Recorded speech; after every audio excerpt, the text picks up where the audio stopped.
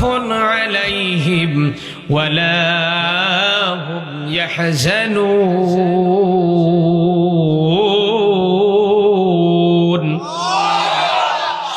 প্রিয় ভাইয়েরা আমার, ফামান মানাতুবুন, তাবউন শব্দের মানে দেবা অনুসরণ করা। এই তাবউন শব্দটা আরবি ডিকশনারির মধ্যে যে তাবউন শব্দের অর্থ হচ্ছে প্রায় 42টা। কতটা? 42টা অর্থের মধ্যে সবচেয়ে নির্ভরযোগ্য অর্থ যেটা আমি পেলাম সেটা হলো অনুসরণ করা, দেখে দেখে চলাম। তার মানে হলো আল্লাহ রাব্বুল আলামিন জানিয়ে দিয়েছেন, আমি যে কোরআন তোমাদেরকে নাজিল করে দিয়েছি, ফামান তাবিয়া হুদা ফালা খাউফুন আলাইহিম ওয়ালা হুম ইয়াহজানুন।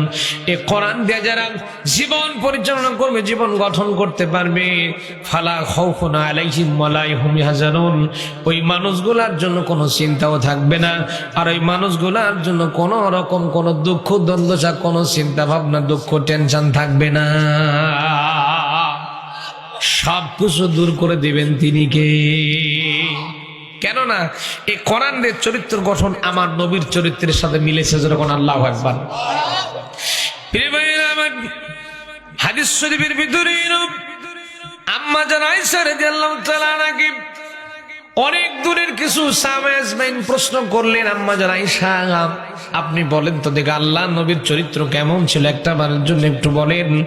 আম্মা জান আয়েশা রাদিয়াল্লাহু তাআলা আনহা বললেন, ও আল্লাহ নবীর সাহাবীরা, আমি আয়েশা তো জানি তোমরা বুঝি কোরআনে কারীম তেলাওয়াত করতে পারো।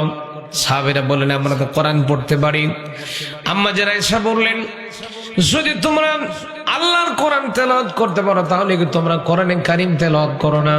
কেননা কাগজের মধ্যে, বই পুস্তকের মধ্যে যে কোরআন লিখে দেওয়া আছে, যে কোরআন লিপিবদ্ধ দেওয়া আছে, আর আল্লাহর নবী মুহাম্মদ রাসূলুল্লাহ সাল্লাল্লাহু আলাইহি সাল্লাম যখন চলাফেরা করে, এটা তো বই পুস্তকের মধ্যে লিখে দেওয়া আছে, কোরআনে কারীম গোটা লিখে দেওয়া আছে। আর আল্লাহর নবী হলেন জীবন্ত কোরআনে কারীম। আমার নবীকে দেখে দেখে চলার নাম হলো তাবউন, ইত্তেবা করা। ভাইরা আপনাকে লক্ষ্য করা লাগবে, আপনার জীবন চরিত্রে কোরআনের সাথে মিলতেছে কিনা। যদি কোরআনের সঙ্গে আপনার জীবন না মিলে তাহলে বোঝা যাবে আপনি হলেন এই জামানার মধ্যে নির্ভেজাল মুনাফিক। কি ফেক?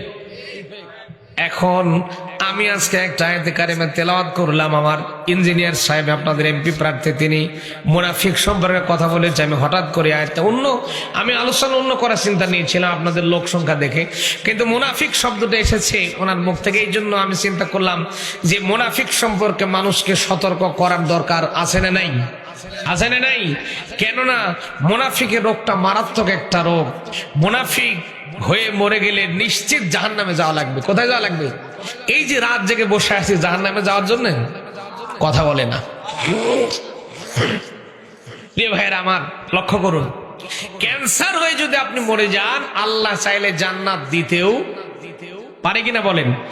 আর যদি মুনাফিক হয়ে মরে যায় তাহলে আল্লাহ জান্নাত দেবে? জান্নাত তো দেবেই না, একেবারে জাহান্নামের নিম্ন দেশে মুনাফিক থাকবে। ইন্নাল মুনাফিকিনা ফিদ দারকিল আসফালি মিনান নার। আল্লাহ বলছেন যে আমি মুনাফিককে জাহান্নামের নিম্ন দেশে, নিম্ন জায়গায় তাকে পৌঁছায় দেব।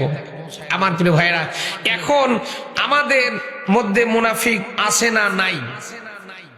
এতগুলো মানুষ আমরা বাংলাদেশে আছি, প্রায় 18-19 কোটি লোক। এখন আমরা এর মধ্যে দু একটা মুনাফিক থাকতেও, এখন ওই মুনাফিকের মধ্যে যদি আপনি আর আমি পড়ে যাই তাহলে কি রাগ করবেন না? তাহলে আয়াত বাদ দিয়ে অন্য আয়াত ধরি নাকি? আসেন এবার একটু স্ট্যাটিস্টিক মিলান, জীবনের সাথে ওয়াজটা মিলাই যান। এর নাম হলো তাফসীর, যে জীবনের সাথে মিলে কিনা। আমার প্রিয় ভাই লক্ষ্য করেন, ওয়াজ খালি আমরা আজগবি কিচ্ছা কাহিনী গল্প গুজব শুনলাম, বাড়ির চলে গেলাম, কানের খোরাক মিটলো, খুব মজা লাগছে, খুব ওয়াজ হয়েছে, কিন্তু কিচ্ছু ঘোরার ডিম বুঝেননি। আছে না নাই? আমার ভাইরা, 2025 সালের 1 জানুয়ারিতে স্ট্যাটিস্টিক্স পরিসংখ্যান হলো, গোটা দুনিয়াতে মানুষ আছে হলো প্রায় 809 কোটির কিছু বেশি। কতগুলা? কত কর না কতগুলা? 809 কোটি। কতগুলো? 809 কোটি। এর মধ্যে থেকে 200 কোটির মতো মুসলমান, বাদ বাকি সবগুলো ইহুদি, খ্রিস্টান, বৌদ্ধ, হিন্দু, যা আছে গোষ্ঠী শুদ্ধ অন্য ধর্মের মানুষ, নাস্তিক সহ সবগুলো অন্য ধর্মের মানুষ। এই 800 কোটির মধ্যে থেকে 600 কোটির মধ্যে কিন্তু একটাও মুনাফিক তৈরি হয় না। মুনাফিক যেগুলো তৈরি হয় সবগুলা মুসলমানদের মধ্য থেকে মুনাফিক তৈরি হয়। কোন জায়গা থেকে? সম্মানিত ভাইয়েরা আমার, ইহুদির মধ্যে মুনাফিক নাই, মুশরিকদের মধ্যে মুনাফিক নাই, হিন্দুর মধ্যে মুনাফিক নাই, বৌদ্ধের মধ্যে মুনাফিক নাই। মুনাফিক যেগুলো তৈরি হয় আপনার আমার মতো রেজাউল করিম, আব্দুল করিম, আব্দুর রহিম, মমতাজ আলী, এই মোহাম্মদ যারা আছে, আমরা যেগুলো মোহাম্মদ ব্যবহার করি, মুসলমান যেগুলো আছে, এই মুসলমানদের মধ্য থেকে মুনাফিক তৈরি হয়। তাহলে আমাদের বাংলাদেশে এখন লোক সংখ্যা প্রায় 18 কোটির মতো আছে। এই 18 কোটির ভিতরে 2-4টা মুনাফিক থাকতে পারে কি না? পারে কি না? আজকের আয়াত দিয়ে একটু টেস্ট করা লাগবে আপনার আমার মধ্যে মুনাফিকের রোগটা আছে কিনা, নাকি রাগ করবেন? ভাইরা লক্ষ্য করা লাগবে, মুনাফিকের রোগ যদি অন্তরের মধ্যে তৈরি হয়ে যায়, মুনাফিক কিন্তু জাহান্নামে চলে যাবে। কেননা মুনাফিকের রোগটা কিন্তু অত্যন্ত মারাত্মক একটা বড় রোগ, ঠিক কিনা বলেন? এই জন্য একটু জাস্টিফাই করে দেখা লাগবে মুনাফিক রোগটা আমার মধ্যে আছে নাকি। কেননা হযরত ওমর রাদিয়াল্লাহু তাআলার মতো সাহাবী, এত বড় মানের সাহাবী ছিলেন তিনি, যাকে আল্লাহর নবী, বিশ্ব নবী দুনিয়াতে থাকতে যাকে জান্নাতি বলে সার্টিফাই করেছেন, যাকে সার্টিফিকেট দিয়েছেন, সেই হযরত ওমর রাদিয়াল্লাহু তাআলা আনহু আল্লাহর নবী বিদায়ের বহুদিন পরে হযরত হুযায়ফার কাছে বিশ্ব নবী কয়েকজন 40 জন মুনাফিকের একটা লিস্ট করে দিয়েছিলেন। হযরত হুযায়ফার কাছে বিশ্ব নবী যখন ইন্তেকাল করলেন, আল্লাহর নবীর বিদায়ের পরে হযরত হুযায়ফাতুল ইয়ামিন রাদিয়াল্লাহু তাআলা আনহুর কাছে হযরত ওমর ফারুক রাদিয়াল্লাহু তাআলা আনহু গেলেন, ডাকতে বললেন, ভাই হুযায়ফা রে, তোমার কাছে বিশ্ব নবী 40 জন মুনাফিকের একটা তালিকা করে দিয়েছে, ওই তালিকাটা ভালো করে একটু খুঁজে দেখো তো, দেখি ওই লিস্টের মধ্যে আমি ওমরের নামটা ওই তালিকার মধ্যে আছে নাকি। চিন্তা করেন যে ওমরকে নবী যে বলেছেন আমার পরে যদি কেউ নবী হতো আল্লাহ ওমরকে নবী বানিয়ে দিত। সে ওমরের এত মর্যাদা, সে ওমর বলছেন আমার নামটা মুনাফিকের মধ্যে আছে নাকি দেখো তো একটু। আর আপনার আমি কত বড় মুসলমান হয়ে গেছি যে আমরা মুনাফিক আমাদের মধ্যে নাই, ঠিক কিনা বলেন? তাহলে আজকের এই আয়াত বলে দেবে আমাদের মধ্যে মুনাফিক আছে কি না। যদি থাকে আজকের মাহফিল থেকে তওবা করে বাড়ি যাব ইনশাআল্লাহ, নাকি রাগ করবেন? এখন সত্য কথা বললে কি রাগ করবেন? আজকের এই আয়াত আপনাকে ক্লিয়ার বলে দিবে যে আপনার মধ্যে মুনাফিকের রোগ আছে কিনা। আমরা খালি জানি যে মুনাফিকের আলামত কয়টা, 3টা নাকি? কথা বলে না যে আমানতের খেয়ানত করা, মিছা কথা কওয়া, তারপরে কি করা, ওয়াদা খেলাফ করা, আমরা জানি এইটুকু। কিন্তু মারাত্মক মেন পয়েন্ট কিন্তু আমরা জানি না। সেই মেন পয়েন্ট আজকে মেন কথা হবে ইনশাআল্লাহ। ইনশাআল্লাহ বলেন আউযু বিল্লাহি মিনাশ শাইতানির রাজিম বিসমিল্লাহির রাহমানির রহিম وَإِذَا قِيلَ لَهُمْ تَعَالَوْا إِلَى مَا أَنزَلَ اللَّهُ وَإِلَى الرَّسُولِ رَأَيْتَ الْمُنَافِقِينَ يَصُدُّونَ عَنكَ صُدُودًا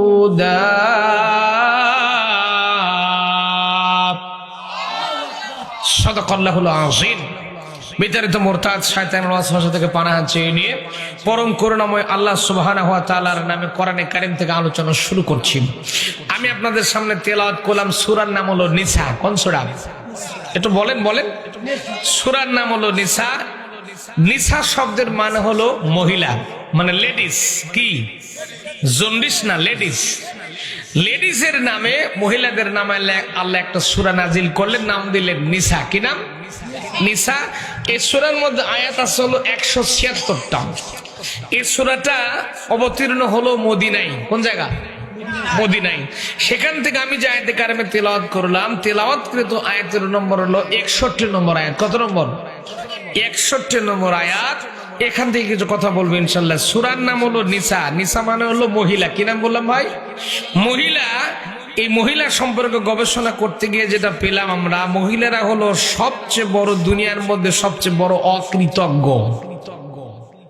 না ঠিক না, চিন্তা করছে হুজুর এই কি কয়। অকৃতজ্ঞ যদি না হতো তাহলে এত আলেমদের জেল জুলুম হত্যা ফাঁসি দিত। এখন ঠেলার না কোন জায়গায় গেছে? আমার বাবুন, আপনাদেরকে বলছি, মহিলা যারা আছেন কৃতজ্ঞতা পোষণ করবেন। দেখবেন স্বামী বাজার থেকে যতই ভালো কিছু এনে দেখ না কেন, এটা ভালো হয়নি, তুমি আনতে পারোই না। মানে আমি গেলে ঠিকঠাক আনতাম, কি আনছো? তোমার দোকানদার ঠকাইছে, আছে না? মানে আমি যতবারই হুজুর হই না কেন, বইয়ের কাছে কোনো টাইম নেই, ঠিক না বলেন? আপনার কাছে আমি পীর সাহেব, কিন্তু বইয়ের কাছে গেলে মনে পাগলা, কিছু বুঝি না, ঠিক না বলে? ওই সব বোঝে, দুনিয়ার আর কেউ কিছু বোঝে না, ওই সব বোঝে, ঠিক না? কর কথা কর না কে, ঠিক তো আমার ভাইরা?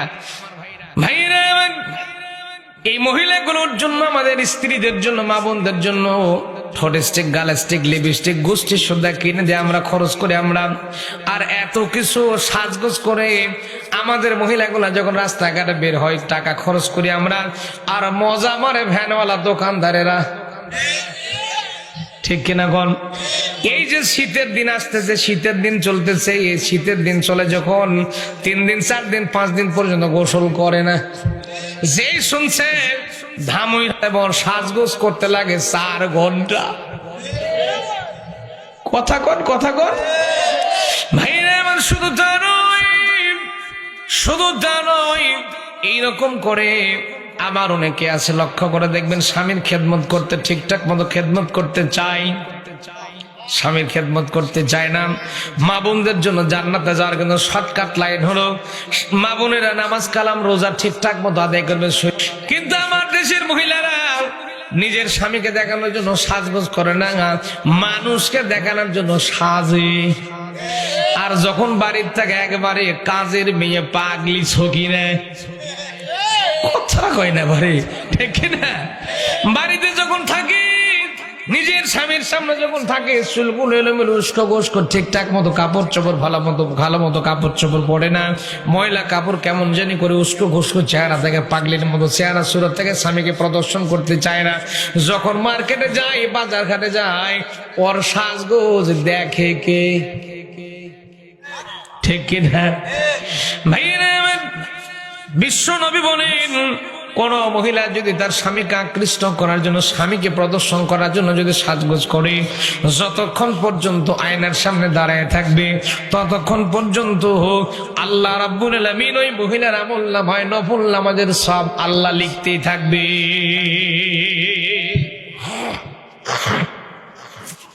আমি বুঝে মা বোনদের বিরুদ্ধে কথা বললাম ভাইরা, বাস্তবতা বলাই লাগবে, ঠিক কিনা? সূরা নিসা কোন জায়গায় যেন অবতীর্ণ হলো, ওয়াজ তো ভুলে গেছেন আপনারা, কোন জায়গায়? এই সূরা নিসা যখন মদিনা অবতীর্ণ হলো, তখন আল্লাহর নবী মুহাম্মদুর রাসূলুল্লাহ সাল্লাল্লাহু আলাইহি সাল্লাম ছিলেন মদিনার রাষ্ট্রপতি। কি ছিলেন? আপনারা বুঝি খুশি হতে পারেননি? না, নবী মানুষ রাষ্ট্রপতি, কামটা কি ঠিক? ঠিক এটা না ভাইরা। ওয়া শুনতেছেন না ঘুমায় গেছেন? ঘুমায়নি। আমাদের দেশের মানুষের চিন্তা ভাবনা হলো, হুজুরেরা খালি মাদ্রাসায় পড়ে থাকবে, মসজিদের মধ্যে পড়ে থাকবে, পীরগিরি করবে, মুরিদ দেবে, খানকালে পড়ে থাকবে, আর মানুষের বাড়ি বাড়ি মিলাদ পড়াবে, মুরগির রান চাপাতে থাকবে, মুরগির রান খাবে, এই বাড়িতে একবার ওই বাড়িতে একবার, এরকম করে খাইতে থাকবে, এইরকম করে মৌলবীদের জীবন যাপন চলতে থাকবে, মসজিদের মধ্যে শুয়ে থাকবে, নাক ডেকে ঘুম পারবে, ভরে লুটাতে থাকবে। এটাই তো মৌলবীদের কাম। কথা কয় না ভাই, এটাই মৌলবীদের কাম। এক শ্রেণীর মানুষের ধারণা এটাই হলো মৌলবীদের কাম। ওই রাজনীতি ফাজনীতি মৌলবীর দরকার নাই। যখনই দেখবেন আমার এই সাসমিয়া ভোটে দ্বারা দেখেছে, যখন চেয়ারম্যানের ভোট করার জন্য গেছে, বাংলাদেশের বড় সংসদ হলো চায়ের দোকান, এক হাতে বিড়ি টানে আর এক হাতে চায়ের কাপ ধরে গল্প করে অমুক সভাপতি সাহেব, অমুক মাওলানা আব্দুল আজিজ সাহেব এতদিন ভালোই ছিল, লোকটা হঠাৎ করে ভোটের চেয়ারম্যানের দ্বারা দেখেছে হুজুরের লোভের শেষ নাই।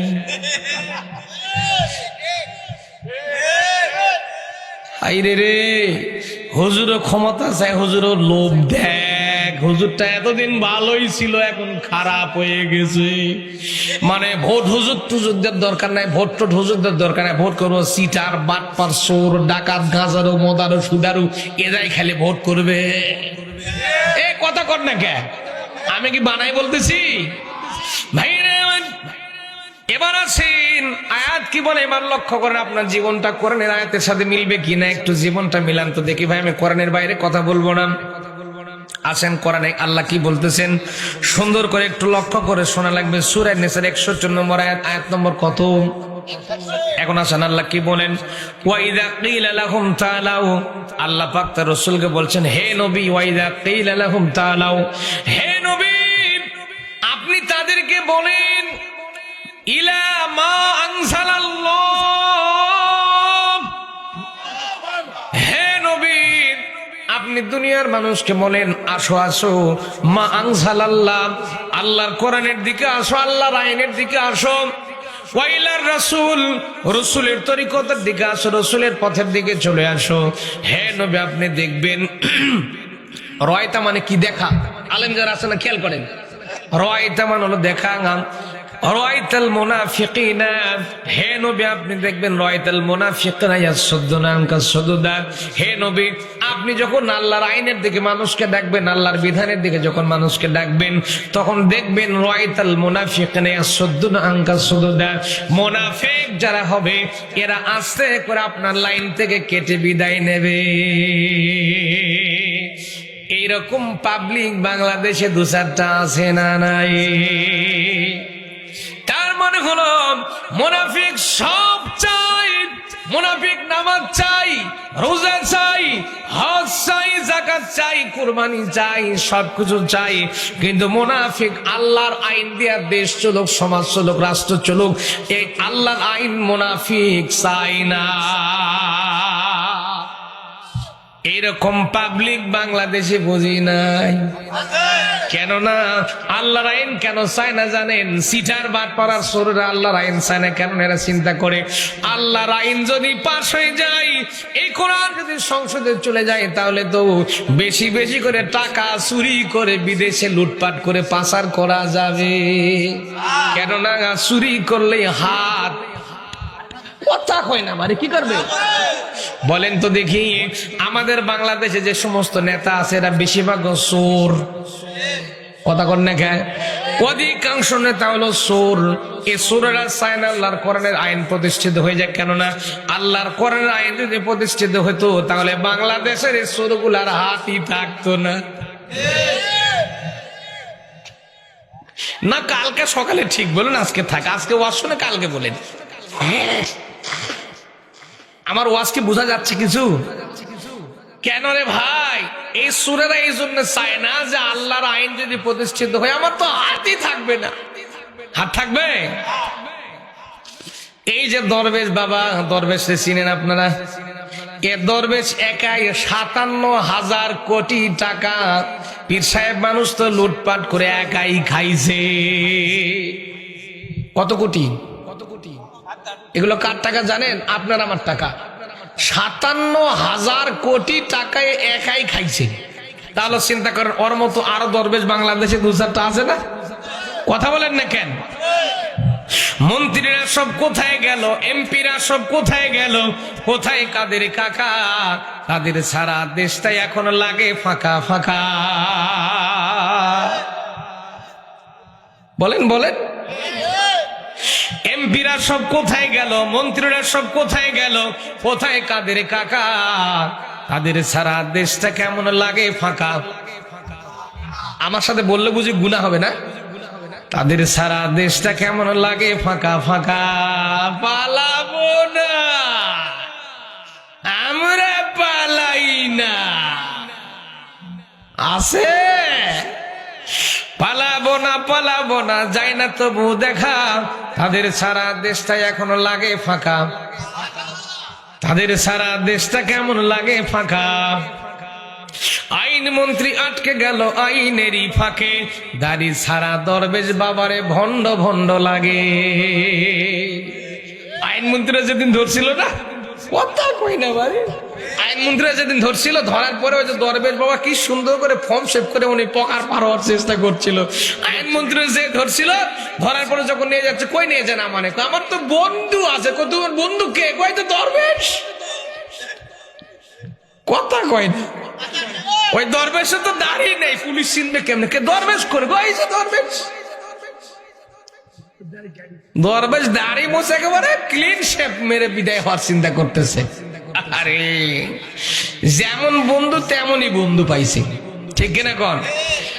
আর আমার বন্ধু কেমন হবে? ইন্নামা ওয়ালিয়ুকুমুল্লাহ ওয়া রাসূলুহু, আমার বন্ধু এক নম্বরে আল্লাহ, 2 নম্বরে রাসূল, 3 নম্বর মুমিন। আমি যদি বিপদে পড়ি, আমার বন্ধু আমাকে বিপদ থেকে মুক্ত করার চেষ্টা করবে। মৌলবীরা যখন বিপদে পড়ে, আরেক বন্ধু বিপদে পড়ে, আমার আরেক বন্ধু বেঁচে থাকুক। জিহাদের ময়দানে, একটা জিহাদের ময়দানে ঘটনা বলি শোনেন। একজন সাহাবী বিপদগ্রস্ত হয়ে গেছেন, পানির তৃষ্ণা লেগেছে। আরে কি ইসলামটা কেমন লক্ষ্য করুন। জিহাদের ময়দানে সামনে পানির পিপাসায় কাতর হয়ে আছে, পেছনে এক ভাইকে বলছে আমার পানির পিপাসা লেগেছে, আমাকে পানি দাও। পেছনে আরেক ভাই বলছে আমাকে পানির পিপাসা লেগেছে, পানি দাও। আরেক ভাই বলছে যে পানির পিপাসা লেগেছে, পানি দাও। এরকম করে 17 জন পেছনে আছে। কয়জন? 17 জন পেছনে আছে। এখন সামনে 17 নম্বরকে পানি যখন এনে দেওয়া হয়েছে, 1 গ্লাস পানি এনে দেওয়া হয়েছে, বলছে দাও পানি খাও, পানি পান করো। উনি বলছে আমার সাথে সামনের ভাই আরো বেশি তৃষ্ণার্ত, তাকে পানি গ্লাসটা দাও। ইনি পানি খেলেন না, আরেকজনকে দিলেন, আরেক সাহাবীকে দিলেন। ইনি বলছেন আমার সাথে আমার ভাই আরো বেশি তৃষ্ণার্ত, তাকে পানি গ্লাসটা দাও। তারপরে উনি বলছেন না, আমার সাথে আমার আরেক ভাই বেশি তৃষ্ণার্ত, তাকে দাও। কেমন করতে করতে 17 নম্বর সাহাবীর কাছে যখন যা হয়েছে, পেছনে তাকায় দেখছে একজনও বেঁচে নেই। এর নাম ইসলাম, এর নাম ঈমান। আপনি কোথায় আছেন চিন্তা করেন। আমরা বাংলাদেশের মুসলমান খালি মনে করি দাড়ি টুপি হজ জাকাতের মধ্যে বুঝি ইসলাম, ঠিক না? ইসলাম শুধু নামে আমরা ইসলাম আর মুসলমানের তো সাজেছি, দাড়ি টুপি পাগড়ি আর হজ করে আসে, একেবারে জান্নাতের টিকিট কেটে বসে আছি, মানে ফার্স্ট ক্লাস চেয়ারে বসে আছি। এখন মরবো আর জান্নাতে যাবো। জান্নাত তো মামার বাড়ি নাকি? কথা কয় না, কথা কয় না। জান্নাত আমাদের মামার বাড়ি, যে মরমু আর জান্নাতের মধ্যে ঢুকমু। সারা জীবন সিটারি, বাটপারি, মদ, গাঞ্জা, জুয়া আরো কিছু করার পরে হজ করতে গেছে, হজ করে আসার পরে সলসলা মাল নাকি? কথা বলে না। এই শয়তানগুলা, বাংলাদেশের শয়তানগুলা যখন হজে যায়, আমি দেখেছি ওই যখন পাথর মারে না, ওই পাথর চিন্তা করে, এ দোস্ত তুই তো আমার দোস্ত, আমি তো যে শয়তান, আমার সাথে তুই তো টাটকা শয়তান। দোস্তের সাথে দোস্তের বেঈমানি, আমার এসে পাথর মারছিস, আসে পাথর মারার জন্য। বাংলাদেশ সারা জীবন মানুষকে জ্বালাইছিস, কষ্ট দিছিস, তারপরে আমার আসছিস শয়তানি করার জন্য, আমার সাথে দোস্তামি নষ্ট করার জন্য আসছিস। তুই তো আমার বন্ধু, ঠিক না বলেন? ওয়াজকে কিছু বোঝা যাচ্ছে না? না, ওয়াজ বোঝেননি। বোঝেন। এবার শোনেন।